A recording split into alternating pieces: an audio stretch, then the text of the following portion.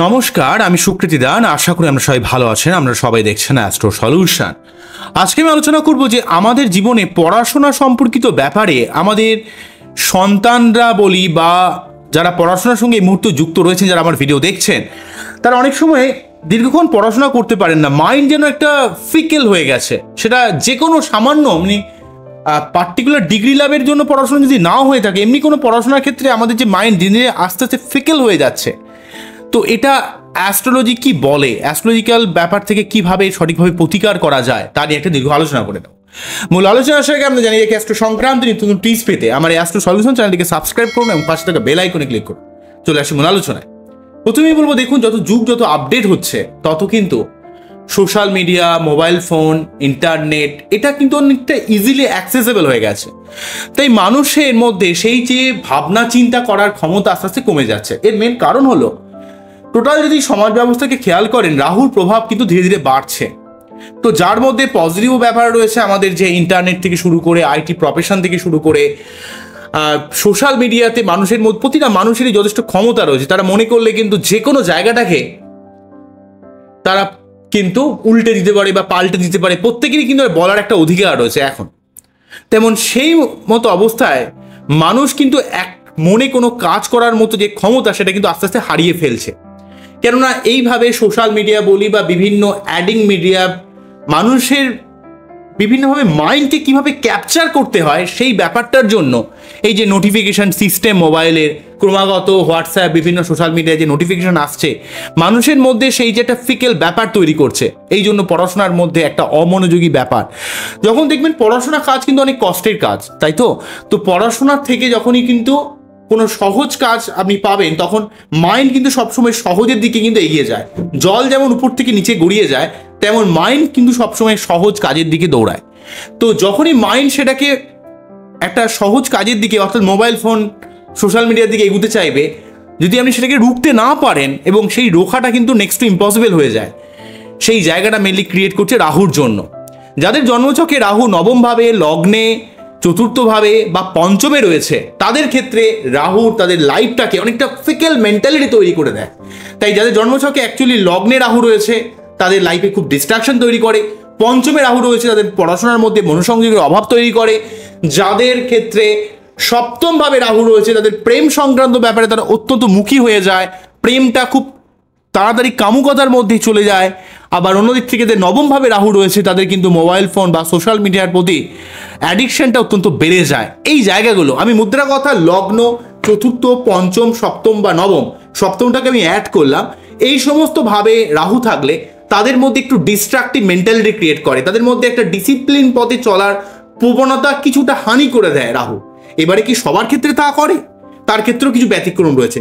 যদি লগ্ন স্ট্রং হয়, যদি বৃহস্পতি সেই রাহুকে একটু কিছুটা ক্যাপচার করে রাখে বা দৃষ্টি দিয়ে রাখে, বা রাহু যেই ঘরে বসে রয়েছে সেই ঘরের অধিপতি একটু স্ট্রং থাকে, তাহলে সেই সমস্যাটা এতটা জটিল হবে না, কিন্তু জেনারেলভাবে কিছুটা ক্রিয়েট করে।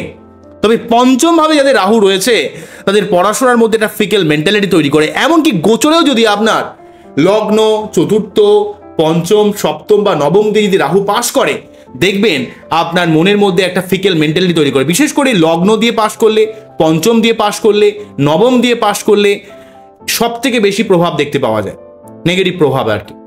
ঠিক আছে, আপনার মাইন্ডকে অনেকটা ফিকেল করে দেয়। যেমন ধরুন, এখন বৃশ্চিক রাশির ক্ষেত্রে বা লগ্নের ক্ষেত্রে পঞ্চম ভাব দিয়ে রাহু পাস করার জন্য বৃশ্চিক রাশি বা লগ্নের ক্ষেত্রে পড়াশোনার প্রতি যে মনোসংযোগ, সেটা কিন্তু অনেকটা কমে গেছে। এই জায়গাটা ক্রিয়েট করে।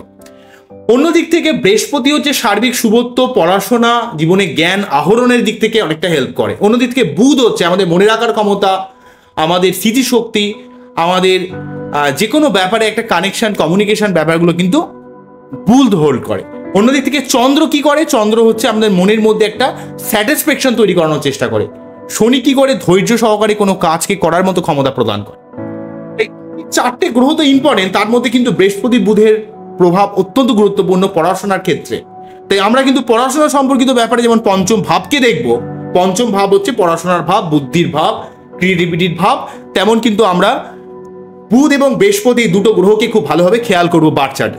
যদি এই দুটো গ্রহের অবস্থান খারাপ থাকে, তাহলে তাদের পড়াশোনা সম্পর্কিত ব্যাপারে অনেক সমস্যা চলে আসে। এবং পঞ্চম ভাবে যদি রাহু থাকে বা পঞ্চম পতি যদি রাহু যুক্ত হয়ে থাকে, সেখানেও কিন্তু পড়াশোনা অনেক বাধা ক্রিয়েট করে।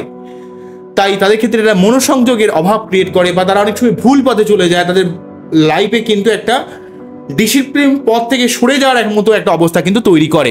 তাই যে সমস্ত গার্জেনরা দেখতে পাচ্ছেন তাদের ছোট ছোট ছেলেমেয়েরা ফোনের সঙ্গে অ্যাডিক্টেড হয়ে যাচ্ছেন, ফোনের প্রতি অত্যন্ত অ্যাডিকশন বেড়ে যাচ্ছে, তারা হয়তো খেতে গেলেও ফোন দেখছে, সবসময় ফোনের মধ্যে মুখ গুজিয়ে বসে আছে, তাদের ক্ষেত্রে আপনাদের উচিত হচ্ছে ফোনকে যত সম্ভব কম ইউজ করতে দেওয়া, এবং আপনাদের দরকার হলে ল্যাপটপ কিনে দিন, দরকার হলে আপনারা ট্যাবে হোক ল্যাপটপে হোক, যেখানে শুধুমাত্র কাজ পারপাসে ইউজ করবে, অন্য কোনো সোশ্যাল মিডিয়া যদি ইউজ না করতে পারে।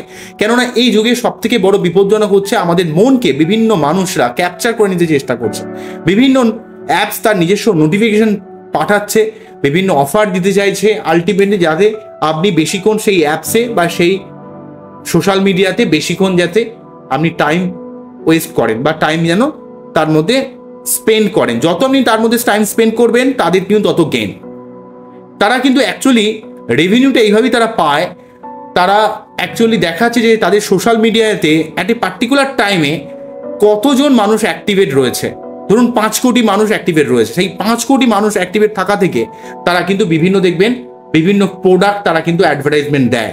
এখন তো এআই চলে এসছে অলরেডি, এবং আপনি কোন জিনিসটাকে সার্চ করছেন, বিভিন্ন ফ্লিপকার্ট, অ্যামাজন, বিভিন্ন যে শপিং সাইটগুলো রয়েছে, সেখানে কোন জিনিসটা আপনি দেখছেন, কোন জিনিসটা আপনি কিনতে চাইছেন, দেখবেন সেই জিনিসটাকে আপনাকে কিন্তু অলরেডি ট্র্যাপ করছে, এবং সেই জিনিসটার অ্যাড কিন্তু আপনাকে বারে বারে দেওয়া হচ্ছে যাতে আপনি সেই জিনিসটা কেনেন।